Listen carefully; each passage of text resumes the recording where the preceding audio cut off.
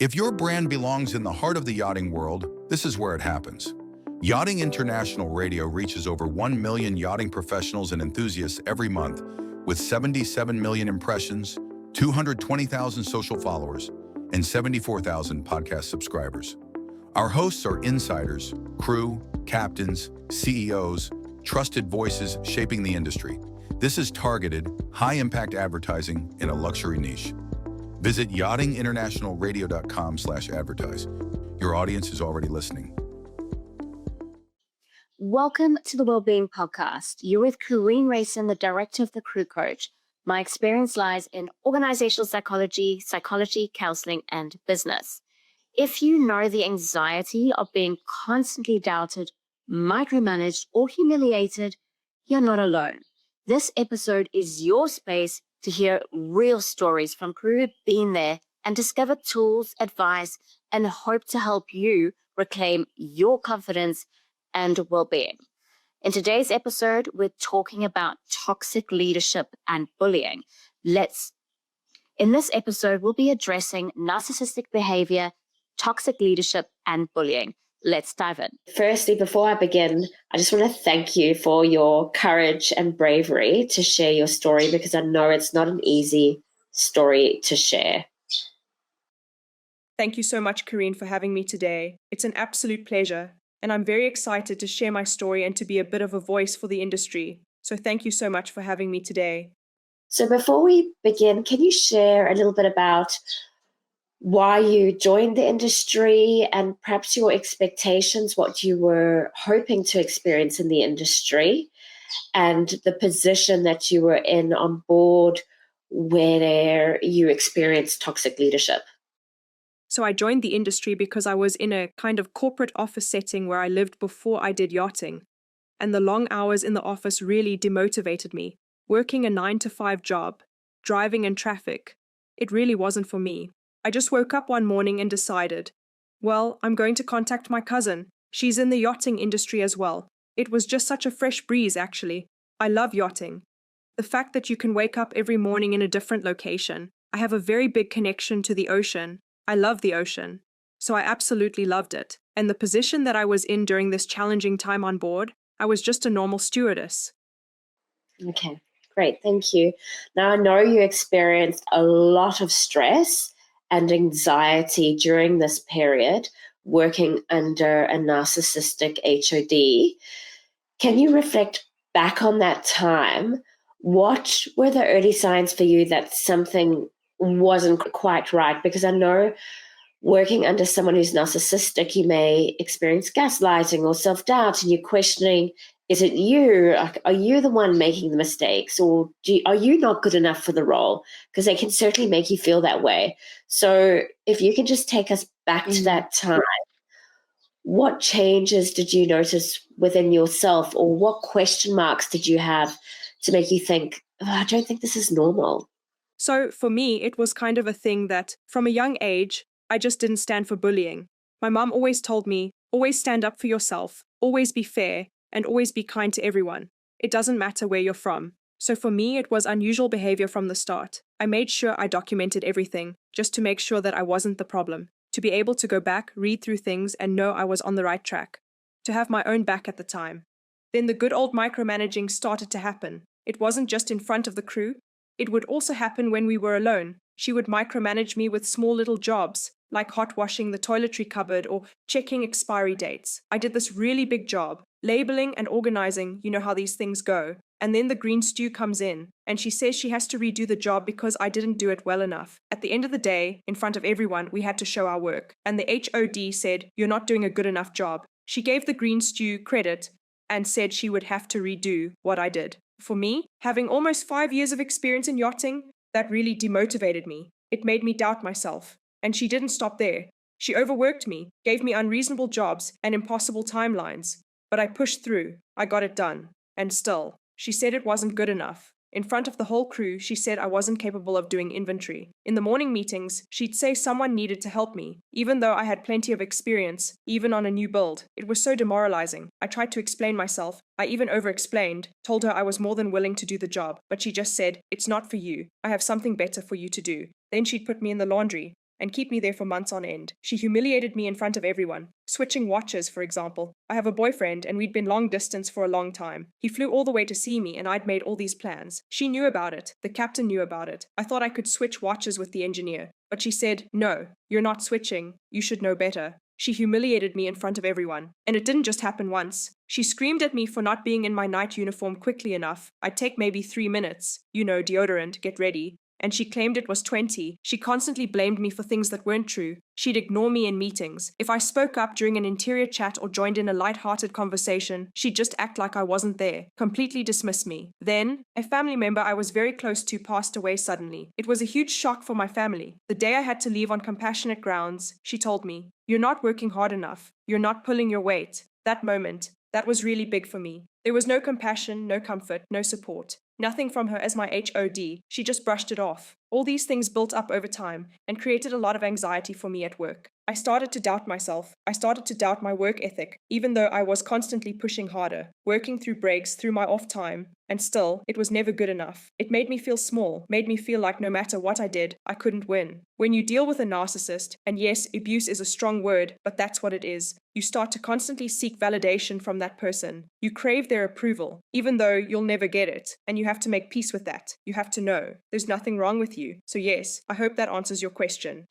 You've answered a lot of my questions, in fact. Just curious to know, how did your teammates respond to the treatment that you were getting dished out by this HOD?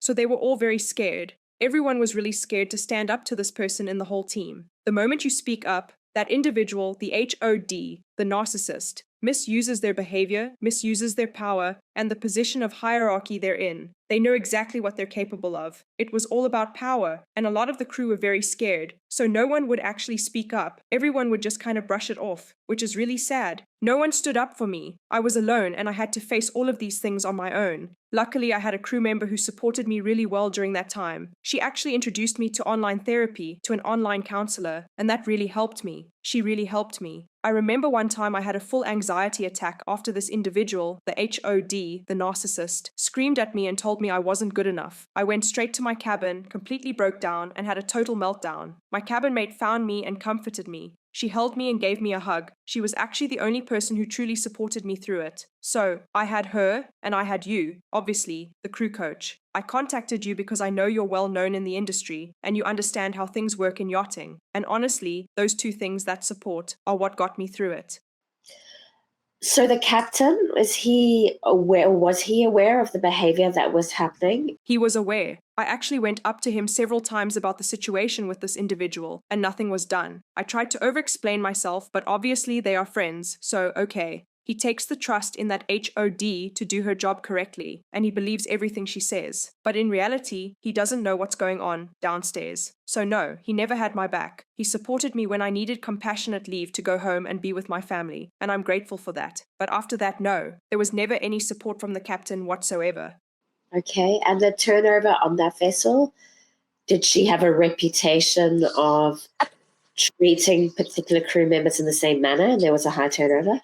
No, in the beginning, it was quite a new vessel. Not a brand new build, but a new owner had just bought the boat. At first, there wasn't a high crew turnover. I was the first one who actually said, "I'm done with this. I'm not standing for this kind of behavior." After that, several crew left after me, so it was kind of like I broke the ice in a way. Yes, I was the first one to leave, and then slowly but surely, people started to leave and resign. Did you ever make a report? If you follow the reporting procedures for such matters, did you ever report it to DPA or Yacht Management? Well, if the captain's not going to help me, and no one else is going to help me, then who else is going to help me? You know? At that time, we had to change management company and change flag, so I didn't even know who to go to. And on the notice board, there wasn't really a DPA contact. It was only a number, no email. And honestly, I think I was quite scared, because I doubted myself a lot. I really thought I was the problem.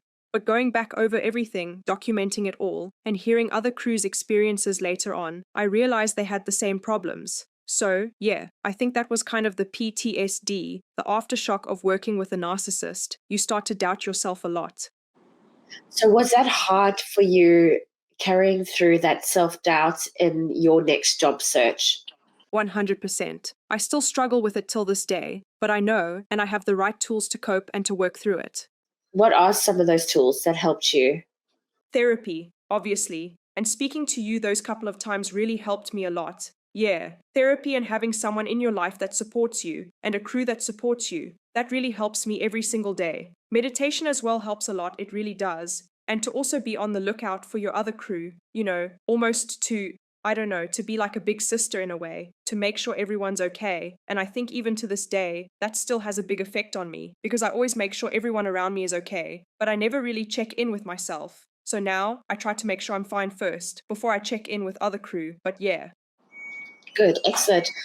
Okay, so what would your advice be for others who are in a similar situation to you? Because I know it took a lot courage for you to actually leave that vessel, and maybe looking back, you would have told your old self, leave, don't stay. It's not worth it. Wow, there's a lot that I want to say, but the only advice that I can give you is speak up. I know it's very scary, but if you can, even speak directly to the management companies, captains. Even if you can, lean on your crew, or even yacht owners. One thing I want them to understand is that toxic leadership doesn't just damage morale. It causes long-lasting harm to the crew's well-being, performance, and retention. It's so important to see these things at a very early stage, because it creates fear, burnout, and mental health issues that don't just show up physically, but mentally too. And it also doesn't just disappear when the contract ends. Investing in healthy leadership isn't a luxury. It's essential for a safe, professional, and highly functional team. A positive culture starts at the top, and it matters more than you think. So the first thing I would say is look after yourself, look after your crew, and look after your teammates, your family. See the signs early, document everything, and remember, what you feel is right. No one can tell you what you feel. If you feel someone is being unreasonable with you, stand up, go to the captain, and if that doesn't work, go seek help. If there's any crew who feels stuck or unseen or doubting themselves, please know that it matters how you feel. It matters. Abuse isn't always loud or obvious, and just because others brush it off doesn't mean you have to. You deserve to feel safe, respected, and supported at work. You're not weak for struggling. You're human. You're a crew member. You're putting your whole life into this industry, into this work. Reaching out and speaking up matters, and remember, you're not alone. There are so many people going through the same thing, and there is a way forward. 100%. 100%. Great Now, advice.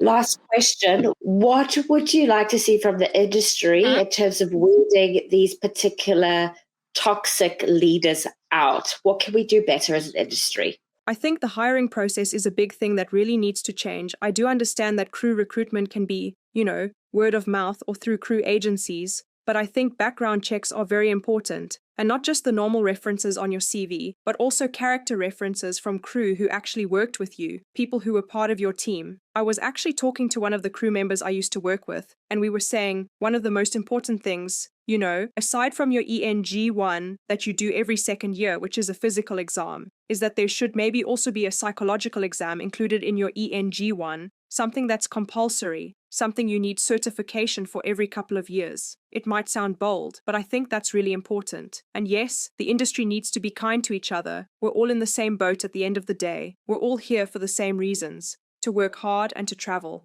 And I think people who don't have good intentions, you see it, and they shouldn't be in the yachting industry. The yachting industry should be fun, but I feel it's not fun anymore. It's becoming just work, and I don't think owners really know what's going on. A lot of things get brushed off, and I think yacht owners should realize who they're hiring and ask themselves, is that okay? Is that the kind of person they want their crew members to speak to? Because we as crew would never speak to their guests like that. So yeah, I think psychological evaluations before joining a yacht and deeper background checks, not just normal references, but real character references from people you've actually worked with. That would make a big difference and hopefully be a real breakthrough for the industry. Yeah. The thing is, the guests and the owners should feel the knock-on effect of what's happening beneath. So when I say beneath, obviously with the crew. And toxic leadership, bullying, narcissism, that threatens the psychological safety of the crew. And it's more likely the crew are going to make mistakes as a result, which then impacts the owner and the overall atmosphere on board. Because you can feel and you can sense it when you walk on board and there is a warm, positive energy versus those who are highly stressed and anxious. Yes, I think in the situation that I was in, it was very brushed off. And I don't think the owners really realized, because it's all a bit of a smoke and mirrors kind of vibe, you know? So yes, I think there's also a very fine line where owners actually don't really see, or maybe don't really care. But once you start speaking up and the owners start to realize what's actually happening, then it becomes a big breakthrough. Because you can obviously see when the crew morale isn't great, it shows. Yeah, 100%. Yes. Again, thank you. Thank you for your bravery and your courage in sharing the story. I know it's confronting and it's not easy, and it brings up past emotions as you have to process and live through these experiences again. So I really do appreciate it.